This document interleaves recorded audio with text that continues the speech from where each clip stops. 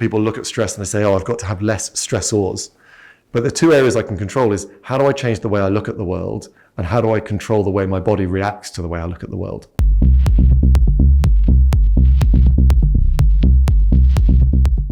If we're trying to stop the spread of stress or reduce the impact of stress, certainly on the health population, too many people look at it and go, we've got to reduce the stressor. So if my biggest stress is my work, then how do I make my work less stressful? How do I take the volume of pressures upon me and decrease that volume? And I think that approach is interesting, but it's fair to say the volume of pressures on people today are not wildly different from the volume of pressures that were on people from yesteryear. I'm really interested in saying, let's stop looking at the volume of stress as the problem and look at our perception of stress and our body's reaction to stress.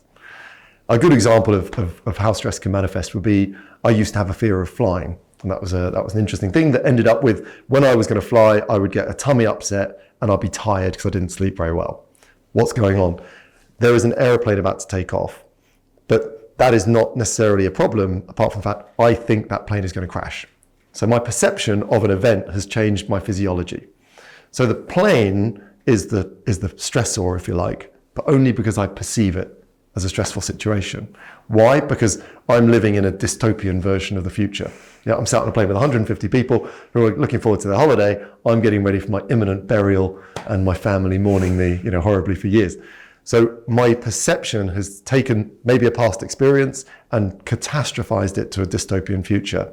Now my physiology follows my thinking. If my body thinks I'm under threat, it will prepare my physiology as such. So it will increase my heart rate, increase my blood pressure, decrease my digestive secretions, makes my blood clot more quickly. It will make me more sweaty. It's basically getting me ready for this fight or flight concept that people perhaps confuse with the overall concept of stress. So how do I stop that series of events making my tummy feel dodgy and me sleeping poorly the night before and the night after?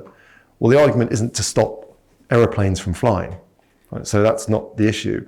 So you've got two main areas. How do you change me from catastrophizing my current situation into a future that doesn't exist? And how do you reduce that catastrophizing, its impact on my physiology? So a good example of that was a doctor could prescribe me a beta blocker. I always use this back in my early career in physiology as a good case study. You could take away my fear of flying and my likelihood of feeling dysfunctional from that fear of flying by giving me a pill that literally blocks adrenaline landing on my heart. That's what it does. So if I can reduce my production of adrenaline, if I can reduce how much adrenaline I produce in response to that situation, am I not just taking a natural beta blocker? Well, I get really interested that people look at stress and they say, oh, I've got to have less stressors. But the two areas I can control is how do I change the way I look at the world, and how do I control the way my body reacts to the way I look at the world? And on a simple basis, if I learn to meditate, I reduce that adrenal response. If I increase my cardiovascular exercise, I reduce that adrenal response. If I practice, visualizations and mindfulness, I change that likelihood of catastrophizing.